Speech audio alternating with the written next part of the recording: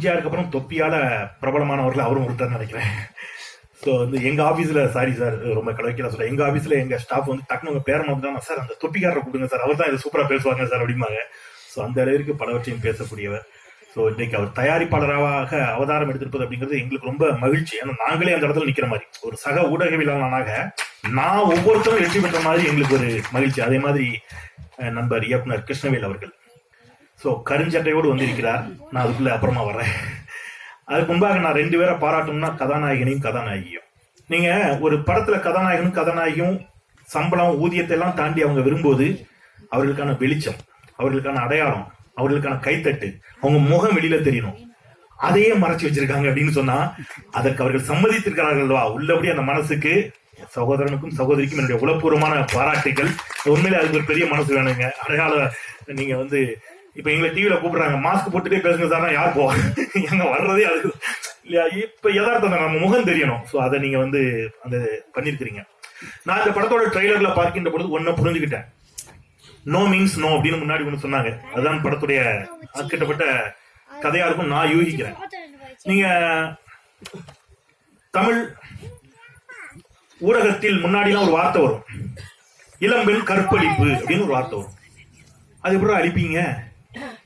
நீங்க யோசிச்சு பாருங்க. ஒரு ஆணினுடைய அயோக்கியத்தனம், ஒரு ஆணினுடைய வக்கிரம், ஒரு ஆணினுடைய பாலியல் வக்கிரத்திற்கு அவன் வல்லுறவு செய்யறான் ஒரு பொண்ணை. ஆனா அங்க கற்பிழந்தவளாக யார பத்திரிகைகள் சித்தரித்தன அப்படின்னா ஒரு பொண்ணை தான் வந்து இவன் பண்ண அக்கிரமத்துக்கு ஒரு பொண்ணு கற்பிழந்தவள்.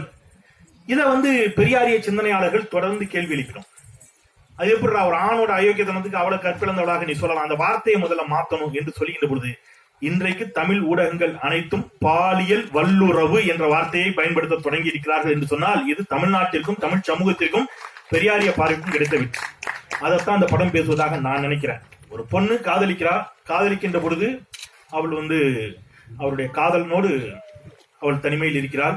அதன் பிறகு அவள் காதலன் மிரட்டுறதாகத்தான் அந்த ட்ரெய்லர், அந்த பாடல் எனக்கு புரிகிறது. சோ அதுவே கற்பு, அது எப்படி துரோகமா மாறும், அது எப்படி கற்பிழந்ததாக மாறும் என்று கேட்கக்கூடிய அந்த கதை அப்படிங்கிறது சோ அது கருஞ்சட்டையினுடைய சிந்தனை, அதை வெளிப்படுத்தியிருக்கிறார்கள் அப்படிங்கிறது எனக்கு மகிழ்ச்சி. அப்புறம் அதை பேசுகின்ற பொழுது கண்டிப்பா இன்னொன்னு பேசி ஆகணும். நம்முடைய ஐயா அவர் இல்ல மருத்துவர் தணிகாசலம் அவர்கள் பேசுகின்ற பொழுது நிறைய படத்துக்கு பேர் யோசிச்சோம், டைட்டில் யார் அந்த சார்னு கூட யோசிச்சோம் அப்படின்னு சொன்ன உடனே நண்பர் சுபாஷ் கூட சொன்னாரு தலைப்பையும் காணும் சாரையும் காணும். சார் இல்லாதது என்ன கிடைக்காது, அதை கண்டுபிடிச்சு கோர்ட்டே சொல்லிடுச்சு தெளிவா.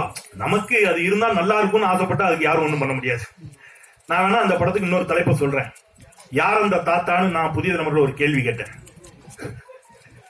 அந்த தாத்தாவை தான் இன்னை வரைக்கும் கண்டுபிடிக்க முடியல சார். அந்த தாத்தா யாருன்னு ஒரு பேராசிரியர் சொன்னாங்க. ஒரு மாணவியிடம் பேசினார்கள், ஒரு தாத்தாவோட அட்ஜஸ்ட் பண்ணிக்கணும்னு. நீங்க வேணா அடுத்த முறை படம் எடுக்கும்போது யார் அந்த தாத்தான்னு வைங்க, தாத்தாவை தான் இன்னி வரைக்கும் காணல. சாரை கண்டுபிடிச்சிட்டாங்க, அவருக்கு 30 ஆண்டு நீதிமன்றம் சிறை தண்டனையும் கொடுத்து விட்டது அப்படிங்கறதையும் சொல்லிட்டு சோ பெண்கள் சார்ந்து பெண்கள்